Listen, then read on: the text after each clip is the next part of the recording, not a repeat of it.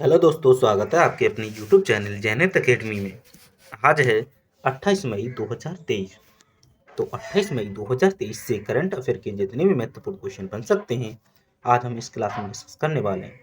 तो आप मेरी वीडियो में लास्ट तक बने रहें। अगर आपको वीडियो पसंद आती है तो लाइक करें और चैनल को सब्सक्राइब करना ना भूलें। चलते हैं। आज का पहला क्वेश्चन है, निम्नलिखित में से कौन 25 मई को संयुक्त राष्ट्र द्वारा डैग हैमर स्क्वाड मेडल से सम्मानित 3 भारतीय शांति सैनिकों में से एक नहीं है? तो इनमें से कौन सा नहीं है? तो इसका करेक्ट ऑप्शन है ऑप्शन नंबर डी। कौन सा? Option number D, Surveer Singh Solanki इसमें शामिल नहीं है। आगे चलते हैं, इससे महत्वपूर्ण तथ्य भी देख लेते हैं। तो ये है आपका 25 मई को 3 भारतीय शांति सैनिकों को संयुक्त राष्ट्र द्वारा डैग हैमर स्क्वाड मेडल से सम्मानित किया गया। इन 3 भारतीयों में सीमा सुरक्षा बल जैसे शॉर्ट में बीएसएफ के हेड कांस्टेबल शिशुपाल सिंह और संबाली राम बिश्नोई शामिल हैं। उन्होंने कांगो लोकतांत्रिक गणराज्य में संगठन स्थिरीकरण मिशन के साथ काम किया। आगे इसमें 3 भारतीयों में सब्बर ताहिर अली भी शामिल हैं। वह इराक के लिए संयुक्त राष्ट्र सहायता मिशन के साथ एक नागरिक क्षमता असैनिक क्षमता में कार्यरत थे।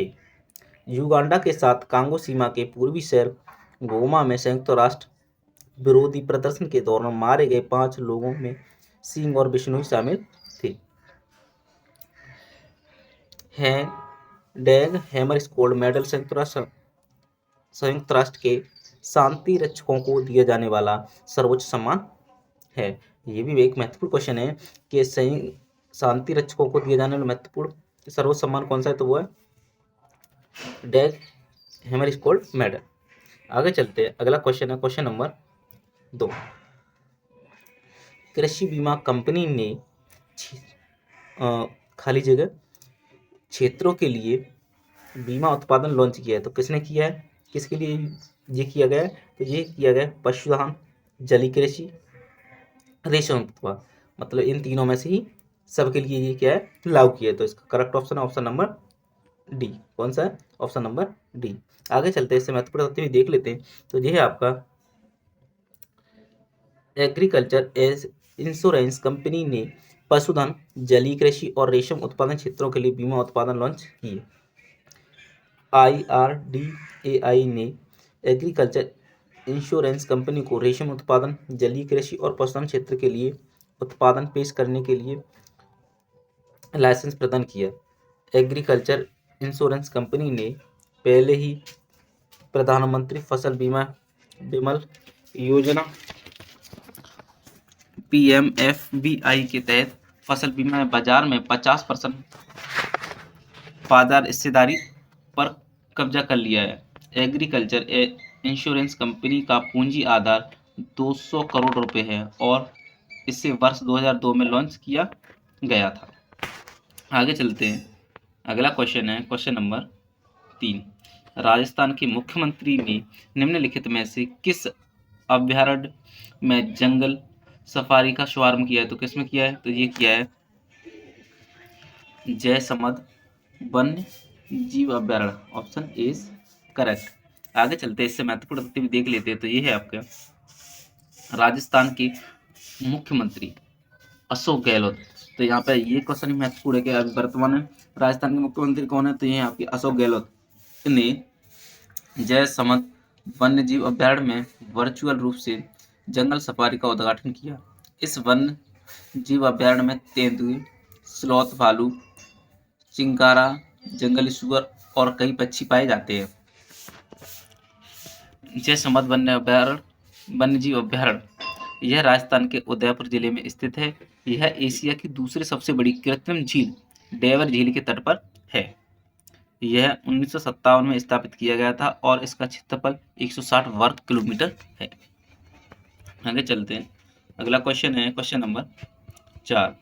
हाल ही में किस यूरोपीय देश ने मंदी की स्थिति में प्रवेश किया है? तो किसने किया है? तो ये किया आपके जर्मनी ने। Option D is correct. आगे चलते हैं, इससे महत्वपूर्ण तथ्य भी देख लेते हैं। तो ये है आपका दुनिया की चौथी सबसे बड़ी अर्थव्यवस्था जर्मनी ने मंदी में प्रवेश किया। जर्मनी के सकल घरेलू उत्पादन जीडीपी ने अपना दूसरा तिमाही संकुचन दर्ज किया। नवीनतम आंकड़ों के अनुसार 2022 के अंत में 0.5% संकुचन के बाद वर्ष के पहले 3 महीनों में जर्मनी का उत्पादन 0.3% गिर गया है। घरेलू खपत और सरकारी खर्च में भी काफी कमी आई है। पिछली तिमाही की तुलना में मशीनरी और उपकरणों में निवेश में 3.2% की वृद्धि हुई। निर्माण क्षेत्र में निवेश भी 3.9% बढ़ा है। मुद्रास्फीति के कारण पहले 3 महीनों में सार्वजनिक व्यय में 1.2% की गिरावट आई है। जर्मनी की मुद्रास्फीति दर यूरोप के औसत से अधिक है, लेकिन ब्रिटेन के 8.7% से कम है। आगे चलते हैं। अगला क्वेश्चन है क्वेश्चन नंबर 5। निम्नलिखित में से कौन से देश हाल ही में नए राजदूत नियुक्त करने और पूर्ण राजनयिक संबंधों को बहाल करने के लिए एक समझौते पर पहुंच गए हैं? तो कौन है? तो ये आपके सऊदी अरब और कनाडा। Option is correct. आगे चलते इससे महत्वपूर्ण तथ्य देख लेते हैं। तो ये है आपके सऊदी अरब और कनाडा ने पूर्ण राजनयिक संबंध बहाल किए। वे नए राजदूत नियुक्त करने के लिए एक समझौते पर पहुंच गए हैं। इसके साथ ही उनके बीच 2018 से चला आ रहा विवाद खत्म हो गया है। नवंबर 2022 में बैंकॉक में एपेक शिखर सम्मेलन के दौरान कनाडा के पीएम जस्टिन ट्रूडो और सऊदी अरब क्राउन प्रिंस मोहम्मद बिन सलमान के बीच चर्चा के बाद यह फैसला आया है। कनाडा रियाद में अपने नए राजदूत के रूप में जीन फिलिप लिंट्यू को नियुक्त करेगा। सऊदी अरब में हिरासत में ली गई महिला अधिकारी कार्यकर्ताओं की तत्काल रिहाई के लिए रियाद में कनाडा के दूतावास द्वारा प्रकाशित एक ट्वीट पर सऊदी अरब और कनाडा के बीच संघर्ष शुरू हो गया था। आगे चलते हैं। अगला क्वेश्चन है question number 6। AI super computer Airavat को अंतर्राष्ट्रीय सुपर कंप्यूटिंग सम्मेलन में शीर्ष 500 वैश्विक सुपर कंप्यूटिंग सूची के 61वें संस्करण में खाली जगह मतलब कौन सा स्थान दिया गया? तो कौन सा दिया गया? तो ये दिया गया आपका 75वां स्थान। Option C is correct. कौन सा स्थान? 75वां स्थान। आगे इससे महत्वपूर्ण तथ्य देख लेते हैं। तो ये है आपके AI सुपर कंप्यूटर एरावत को दुनिया में 75वां स्थान मिला। जर्मनी में अंतर्राष्ट्रीय सुपर कंप्यूटिंग सम्मेलन में शीर्ष 500 वैश्विक सुपर कंप्यूटिंग सूची के 61वें संस्करण में इसे 75वें स्थान पर रखा गया है। इसे सीडेक पुणे में स्थापित किया गया है। यह भारत सरकार द्वारा AI पर राष्ट्रीय कार्यक्रम के तहत स्थापित किया गया है। Proof of concept AI research analytics and knowledge dissemination platform, जिसमें 200 AI petaflops mixed precision P computer क्षमता है। वर्तमान में इलेक्ट्रॉनिक्स और IT मंत्रालय द्वारा वित्त पोषित है। 200 AI पेक्टाफ्लॉप्स का एरावत POC 210 AI पेक्टाफ्लॉप्स के परम सिद्धि के साथ एकीकृत 410 AI पेक्टाफ्लॉप्स मिस्ड प्रिसीजन की कुल पीक कंप्यूट मतलब गणना प्रदान करता है। यह 8.5 पेटाफ्लॉप्स डबल प्रिसीजन की निरंतर गणना क्षमता देता है। आगे चलते हैं। अगला क्वेश्चन है क्वेश्चन नंबर 7। यदि आपको हमारी वीडियो पसंद आती है तो ज़्यादा से ज़्यादा लाइक करें, चैनल को सब्सक्राइब करें। अगला क्वेश्चन है क्वेश्चन नंबर 7। निम्नलिखित में से किसने ग्रामीण भारत के लिए एक बहुभाषी चैटबॉट जुगलबंदी लॉन्च की है? तो किसने की है? तो ये की है आपके माइक्रोसॉफ्ट ने। किसने की है? माइक्रोसॉफ्ट ने। Option B is correct. आगे चलते हैं। इससे महत्वपूर्ण तथ्य भी देख लेते हैं। माइक्रोसॉफ्ट ने ग्रामीण भारत के लिए एक बहुभाषी चैटबॉट जुगलबंदी लॉन्च की है। जुगलबंदी जनरेटिव AI द्वारा संचालित एक बहुभाषी चैटबॉट है जिसे भारत के ग्रामीण क्षेत्रों की सेवा के लिए डिजाइन किया गया है। इसे A14 भारत और IIT मद्रास के सहयोग से विकसित किया गया है। इस सहयोग का मुख्य उद्देश्य भाषा की बाधाओं को तोड़ना और भाषाई पहल के माध्यम से प्रौद्योगिकी संचालित समाधान प्रदान करना है। इसका मुख्य उद्देश्य कई भाषाओं में उपयोगकर्ताओं के प्रश्न को समझकर व्यक्तिगत सहायता प्रदान करना है। जुगलबंदी A14 भारत और माइक्रोसॉफ्ट अजूरे ओपन आई सर्विस के आई मॉडल का एक संयोजन है जो उपयोगकर्ताओं और चैटबॉट के बीच सहज बातचीत को सक्षम करेगा। आगे चलते हैं। अगला क्वेश्चन नंबर 8। निम्नलिखित में से किसने 2024 के अमेरिकी राष्ट्रपति चुनाव के लिए अपनी उम्मीदवारी की घोषणा की है? तो किसने की है? तो ये की है आपकी रॉन डिसांटिस। किसने की है? Ron DeSantis. Option is correct. आगे चलते हैं, इससे महत्वपूर्ण जानकारी भी देख लेते हैं। तो ये है आपकी फ्लोरिडा की गवर्नर रॉन डिसांटिस ने 2024 के अमेरिकी राष्ट्रपति चुनाव के लिए अपनी उम्मीदवारी की घोषणा की। फ्लोरिडा के गवर्नर रॉन डिसांटिस ने अमेरिकी राष्ट्रपति की दौड़ में प्रवेश किया। उन्होंने संघीय चुनाव आयोग के पास अपनी उम्मीदवारी का दस्तावेज दाखिल किया। रॉन डिसांटिस को डोनाल्ड ट्रंप का कड़ा विरोधी माना जाता है। रिपब्लिकन पार्टी के बीच उन्हें सबसे मजबूत उम्मीदवार माना जा रहा है। नवंबर 2024 में आम चुनाव के मतपत्र पर रिपब्लिकन उम्मीदवार का सामना बिडेन से होगा।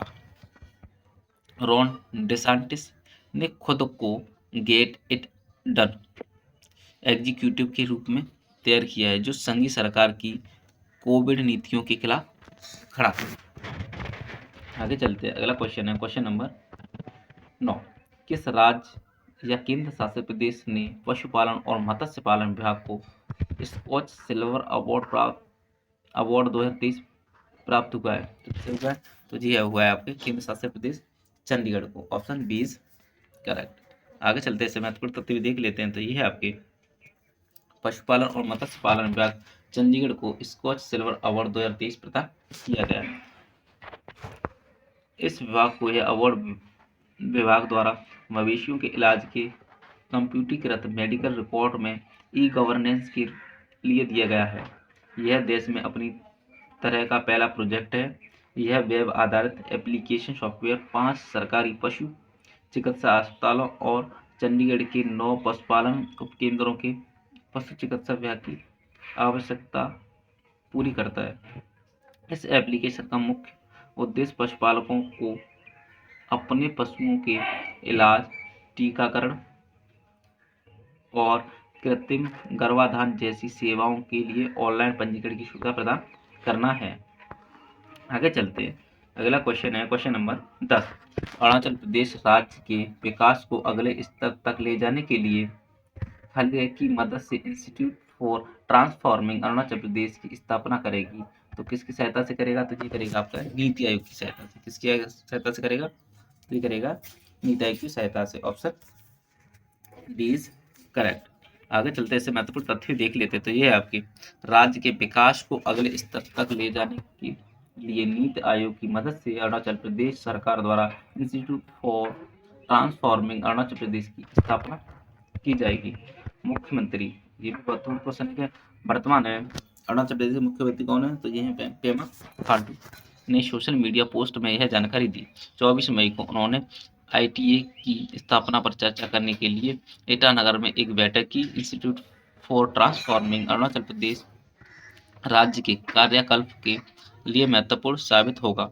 विकास गतिविधियों को आगे बढ़ाने के लिए विभिन्न विभागों की मदद करेगा और अपनी क्षमता को आगे लाएगा। इंस्टीट्यूट ज्ञान बढ़ाने के लिए पारिस्थितिकी प्रणाली विकसित करने में मदद करेगा। आगे चलते हैं। अगला क्वेश्चन है क्वेश्चन नंबर 11। पर्यावरण मंत्रालय ने ताल छापर अभ्यारण्य को इको सेंसिटिव जोन के रूप में नामित करने का प्रस्ताव दिया है। यह किस राज्य में? तो ये किस राज्य में? तो ये आपके राजस्थान राज्य में। कहाँ पे है? ये राजस्थान राज्य में। Option A is correct. इससे महत्वपूर्ण जानकारी देख लेते हैं। तो ये है आपके पर्यावरण मंत्रालय ने ताल छापर अभ्यारण्य को इको सेंसिटिव जोन के रूप में नामित करने के लिए एक मसौदा तैयार किया है। ताल छापर वन्यजीव अभ्यारण्य की समृद्ध जैव विविधता को संरक्षित करने के लिए यह कदम उठाया है। ताल छापर राजस्थान के चूरू जिले में स्थित है। यह 7.1977 वर्ग किलोमीटर में फैला हुआ है। इसे 1962 में एक आरक्षित क्षेत्र के रूप में स्थापित किया गया था। यह 4500 से अधिक ब्लैक बक्स, चिंकारा और पक्षियों की 250 से अधिक प्रजातियों का घर है।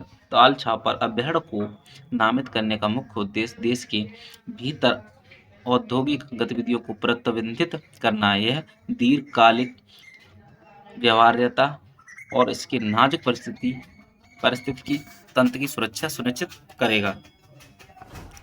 राज्य सरकार 2 साल के भीतर एक व्यापक जोनल मास्टर प्लान विकसित करेगी। इसे स्थानीय समुदाय के सहयोग से बनाया जाएगा। अगला क्वेश्चन है क्वेश्चन नंबर 12।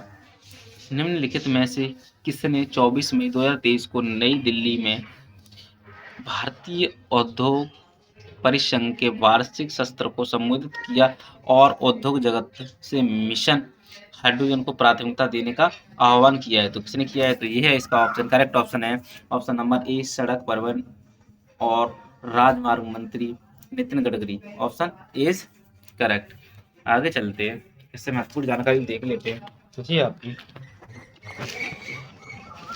सड़क परिवहन और राजमार्ग मंत्री नितिन गडकरी ने भारतीय उद्योग परिसंघ के वार्षिक सत्र को संबोधित किया। उन्होंने 24 मई 2023 को नई दिल्ली में सत्र को संबोधित किया। उन्होंने भविष्य के ईंधन के रूप में हाइड्रोजन के महत्व पर जोर दिया। यह विभिन्न उद्योगों में क्रांति ला सकता है और उन्होंने उद्योग जगत में मिशन हाइड्रोजन को प्राथमिकता देने का आह्वान किया। उन्होंने रसायन, इस्पात और फार्मास्यूटिकल्स जैसे क्षेत्रों में इसकी क्षमता का प्रकाश डाला। उन्होंने औद्योगिक क्लस्टर और लॉजिस्टिक्स पार्क विकसित करने के लिए सरकार की प्रतिबद्धता पर भी प्रकाश डाला। उन्होंने लॉजिस्टिक्स पार्कों में प्री कूलिंग प्लांट और कोल्ड स्टोरेज सुविधाओं के महत्व पर प्रकाश डाला। आगे चलते हैं, अगला क्वेश्चन है क्वेश्चन नंबर 13। मई 2023 में असम मेघालय के मुख्यमंत्रियों ने सीमा पर खाली जगह अन्य क्षेत्रों में विवादों को हल करने के लिए बातचीत की। मतलब असम और मेघालय के मुख्यमंत्रियों ने कितने विवादों पर बात करने की बात की है? तो ये है आपके 6। Option B is correct. Option B is correct 6। इससे महत्वपूर्ण तथ्य भी देख लेते हैं। तो ये है आपके असम और मेघालय के मुख्यमंत्रियों ने सीमा पर 6 अन्य क्षेत्रों में विवादों को सुलझाने के लिए बातचीत की। मुख्यमंत्रियों के बीच बैठक 24 मई 2023 को गुवाहाटी में हुई थी। असम और मेघालय की क्षेत्रीय समितियों 6 विवादित क्षेत्रों का दौरा करेगी और जुलाई के अंत तक अपनी रिपोर्ट सौंपेगी। इसके बाद मुख्यमंत्री स्तर की समीक्षा बैठक होगी। बैठक के बाद असम के मुख्यमंत्री हेमंत बिस्वा शर्मा ने कहा, जून में दोनों राज्यों के मुख्यमंत्री कार्बी आंगलोंग जो असम की एक जगह का दौरा करेंगे। कार्बी आंगलोंग में अशांति जारी है। विश्वास वाली के उपाय के तौर पर जून के आखिरी हिस्से में मुख्यमंत्री वहां जाएंगे।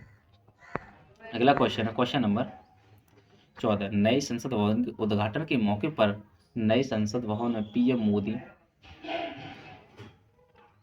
द्वारा सेंगोल स्थापित किया जाएगा। इस सेंगोल को भारत के निम्नलिखित में से किस प्रधानमंत्री द्वारा स्वीकार किया गया? तो किसके द्वारा स्वीकार किया गया?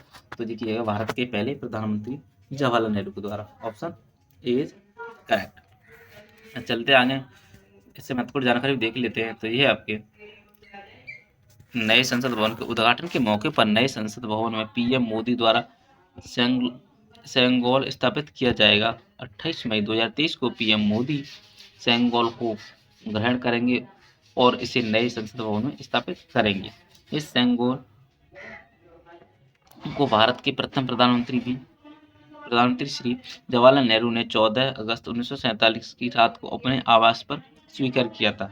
14 अगस्त 1947 की रात को जवाहरलाल नेहरू ने तमिलनाडु में थिरुवुद्धुथुराई अधीनतम के अधीनमों से सेंगोल ग्रहण किया था। उसी सेंगोल को प्रधानमंत्री द्वारा लोकसभा में स्थापित किया जाएगा। यह अमृत काल का प्रतीक होगा।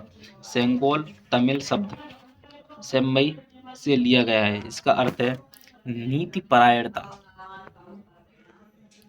आगे चलते हैं, अगला क्वेश्चन है और इस क्लास का लास्ट क्वेश्चन है, क्वेश्चन नंबर 15। किस राज्य सरकार ने 6000 अवैध कॉलोनियों को नियमित करने की घोषणा की है? किसने की है? तो जी की है Madhya Pradesh. Option A is correct. इससे महत्वपूर्ण तथ्य देख लेते हैं। तो ये है आपके मध्य प्रदेश सरकार ने 6000 अवैध कॉलोनी को नियमित करने की घोषणा की है।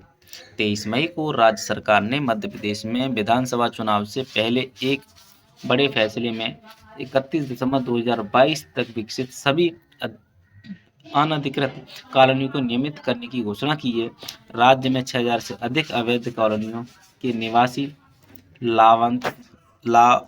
लाभान्वित होंगे। इन कॉलोनियों के विकास के लिए आवश्यक धनराशि उपलब्ध कराई जाएगी और टोकन के रूप में कुछ कॉलोनियों के निवासियों को 500 निर्माण अनुमानित प्रमाण पत्र दिए गए। मुख्यमंत्री ने इन अवैध कॉलोनियों के निवासियों को एक और बड़ी राहत देते हुए कहा कि इन अवैध कॉलोनियों के निवासियों से विकास शुल्क नहीं लिया जाएगा। ऐसी कॉलोनियों के विकास के लिए विधायक व सांसद निधि की राशि जारी की जा सकती है। धन्यवाद दोस्तों। यहीं पर हमारी क्लास खत्म होती है। आशा करते हैं आपको हमारी क्लास बहुत अच्छी लगी होगी। अगर क्लास अच्छी लगी तो हमारी क्लास को ज़्यादा से ज़्यादा शेयर करें। धन्यवाद।